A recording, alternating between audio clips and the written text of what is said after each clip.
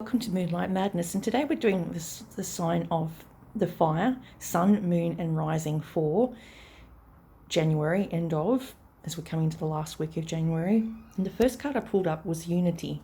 Unity is to do with the Hierophant. So it's trying to work with a group of people that possibly are from a community group, like a church group, or sometimes these church groups can operate out of a building, like a university or a college. These people are there to support and uplift you when you are going through it. They may have traditional values and you may have out-of-the-box ideas, and so you've got to try and marry the both ideas, old and new, and trust that they will have and follow you and help you to reach your goals. And it may be due to the method you are using to attain them rather than a flaw in your actual plans. Be open to trusted people's perceptions regarding the right strategy to take. Have that support group of friends and a spiritual teacher who walks his walk, and her talk will uplift you and allow you to stand tall in all your work. It's important to always stay on a path of integrity in the area and aspect of every life, being true and honest when dealing with others. Align yourself with organisations of people who have high spiritual ideals. In this card, our two fairy students have found a mentor to teach them both old and new ways of thinking, doing the right thing for the right reason, respecting your elders, and the power of prayer. And I agree with this, because if you're not 100% honest with someone, you usually get found out in a lie. So I've possibly got glandular fever. I don't know for sure. Got all the symptoms. Have had it before. Have to get a few tests done.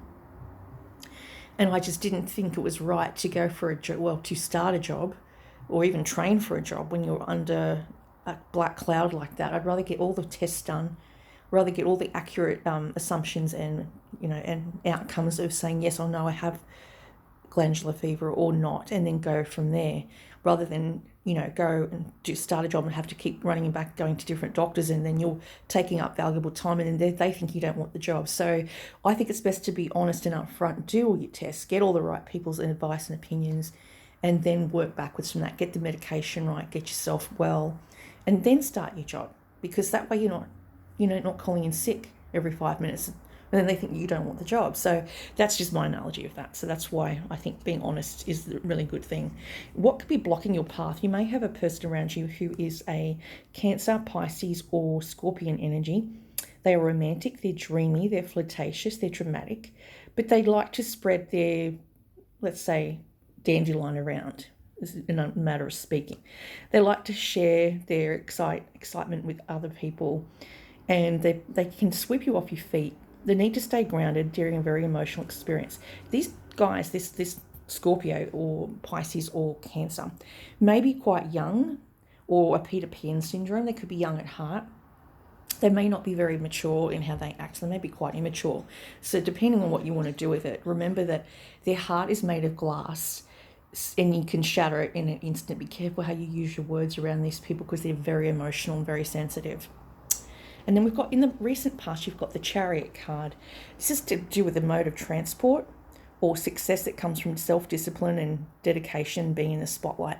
You may have had to, you might have done something where you had to train for a job, or you did a program where you had to keep on doing things that was kind of like a short-term solution. So you might have done like a course, and it might have been compacted in 6 months, which should have taken 4 years. So it was very much a very driven type of career to finish it off and get the marks you wanted, so you could go off and become, a beauty therapist, a makeup artist, a hairdresser. And it might have been compacted in that short space of time, like an accelerated course. That can put a lot of strain on yourself mentally, physically, and emotionally. And a lot of problems and a lot of physical ailments come from stress-related activities. And that, to me, would be stressful if you had to also go to a job and look after children. So it's saying you were very driven in doing this sort of work.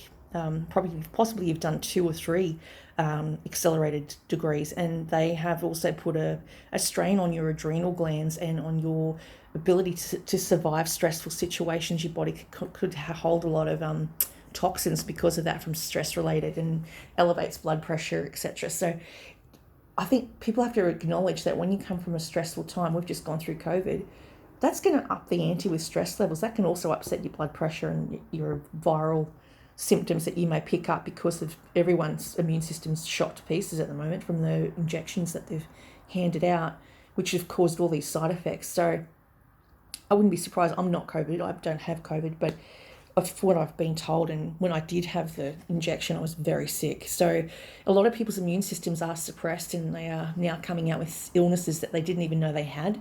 It's like it was an earthquake. It's lied dormant, and it's exploded into activity because it's had something accelerate an underlying issue, is how I'll put it.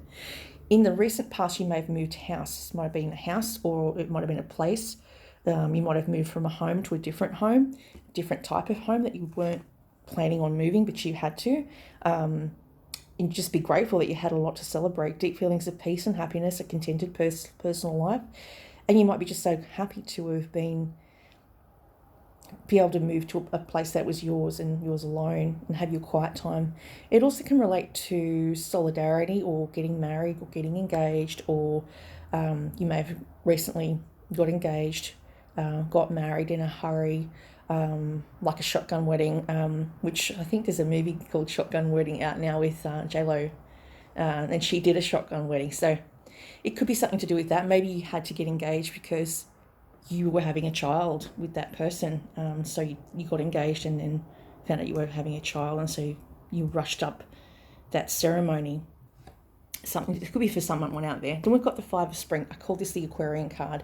This is competition. So these people are doing sport, like a weightlifting, tug of war, opposing goals or rising from different opinions, feeling at odds with yourself or others, and overly ambitious people. So you may have a group of toxic people around you. This could be even family members that don't agree on anything. They agree to disagree, so they end up fighting, and so then no one gets heard and no one feels heard, and the argument happens, and then the argument happens and nothing's resolved. That's what it can lead to as well. So yeah, there's just that. You maybe need to let off steam, like doing exercise.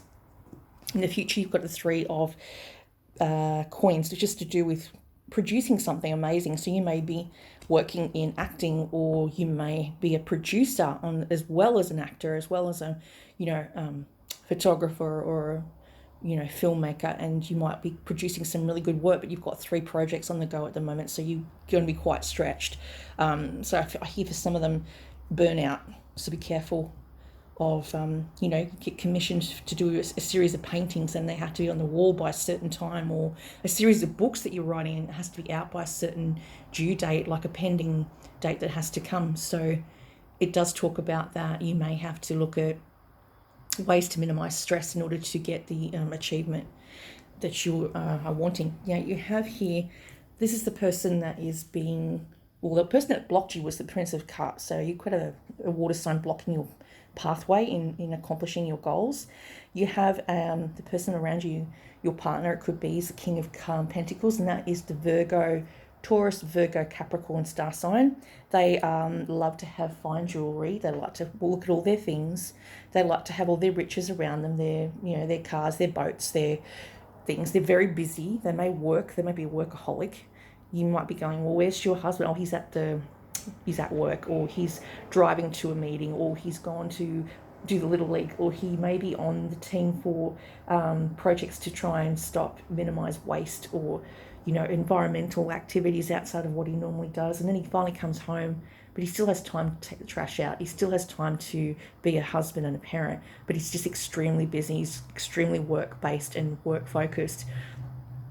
I've done that as a working mum, as a single mum. You have to be very focused and dedicated and very structured. I would always, get up early at like 4 and do my study for my course, then do all the lunches and, get ready for work, take my kids to school, and then do it all over again. And that's gone on for years since I first became a single mum. I was doing a real estate degree, at night time, 2 nights a week, while they were babysat after coming home from work, in order to get ahead, in order to try a different career, in order to better my skills, client bases, working with client bases, which I was good at when I did beauty therapy. I knew how to work the client base so I could get them to repeat business, and that was helpful for me to know how they operated and how to work with a person-based approach. So they were all really good learning curves. And my son says, how come you have to study so hard? Well, that's what you do. When you're a single mum, you try and better yourself to provide a certain type of lifestyle. But sometimes you get caught up in it because you're too busy trying to take care of the children, and you're stretched. You can't do the work that you'd like to have trained for, that you studied for to better yourself, because you're so busy trying to be a parent as well. Something's got to crack, something's got to give. I don't think the government understands how much of an impact and pressure it is on a single mum if she has no support, if she lives in a different state, if she has family that she doesn't get along with that live in the same state as her and don't even put their hand up to try and help out. So, or the ex-partner that doesn't really want to chip in, and he chips in when it makes him feel, when it benefits him. So, the pressure is on. And underlying health issues will crop up because of all that added extra stress. So it's talking about maybe falling in love with someone who may be going through a separation. So some fire signs, as in sun, moon, and rising, you could be seeing somebody. You may have a crush on somebody, but they may be going through a divorce or a separation, and it's not finalised yet, so you can't really see them until that's all tied up. You may be opening your heart to love. It could be a new relationship. It could be a rebirth of a relationship. Maybe you're trying to find ways to make it work. Maybe you fight a lot. Maybe there's a lot of different opinions or different ways of looking at life. And so you've got to try and work through that with a counsellor or someone who can help you work through those big emotions that both of you may have from childhood. Then we've got an Ace of Pentacles. This is a big bag of money. It's like a windfall. It also could mean that you're looking at investing in real estate. You may want to buy a property. You may want to, you're sick of renting. You want to actually buy something.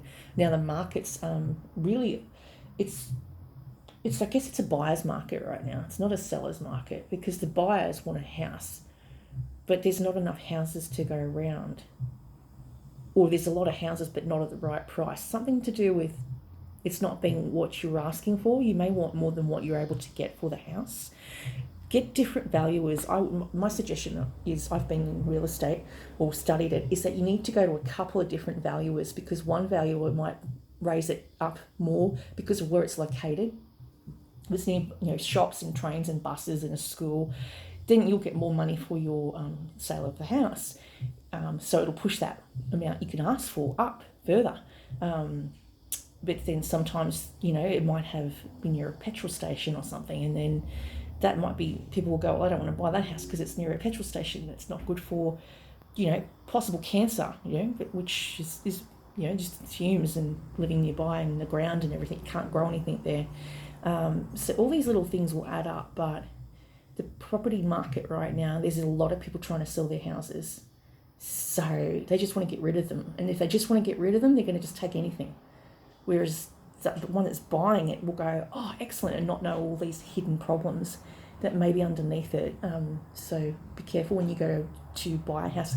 Take someone that's actually got knowledge of what it's worth, what it's really worth, even if it is a real estate agent. Get some advice.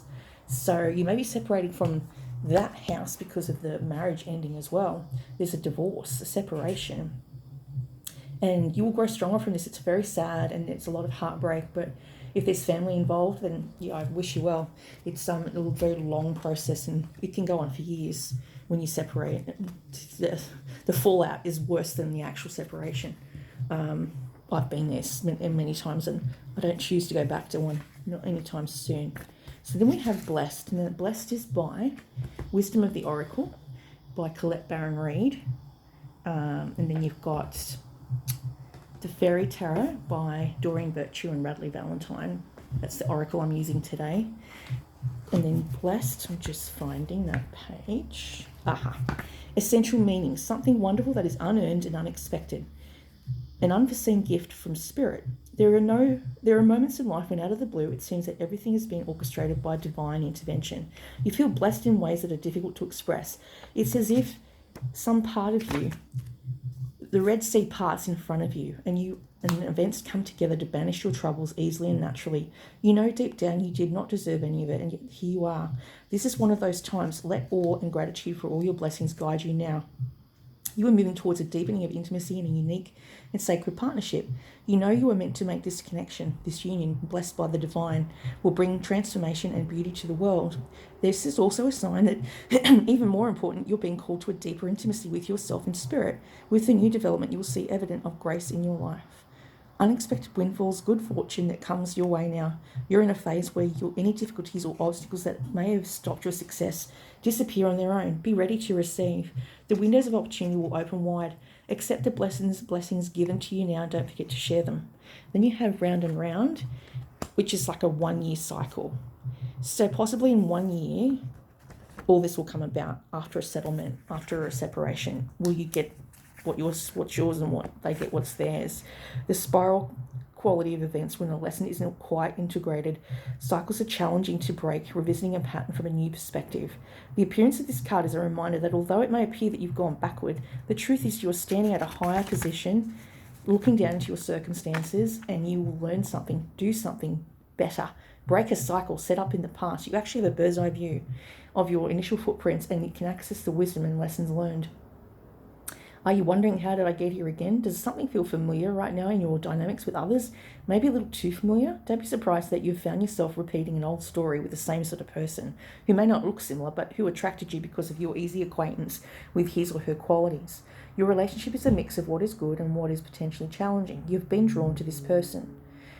Though the perfection of Spirit's plan for your evolution, you may have circled back to an unaccustomed spot, a familiar place, but that's fine, as you get to do things again, only differently this time. For you've learned something of great value since the last time around. How will you choose to behave now you're aware? Remain curious and stay out of the blame game. If you're in a scenario that appears to be an echo of something that's already happened in the past in your life, it's because you've been invited to see what you couldn't see before. This is a perfect time for you to look at the deeper motives you have and your attraction to the opportunities and people who have entered your life. Who sabotages you? Who helps you navigate? Who supports you? What are the familiar signs? And your responses to them when you find yourself in a repeat of a pattern of the past. It's a good time to get a coach or a mentor who can help you see what you can't on your own. Repeat what works and not what doesn't. Then you'll free yourself from the old cycles and cease going round and round. So that's all I have for you today for the fire signs, Sun, Moon and Rising, January 2023.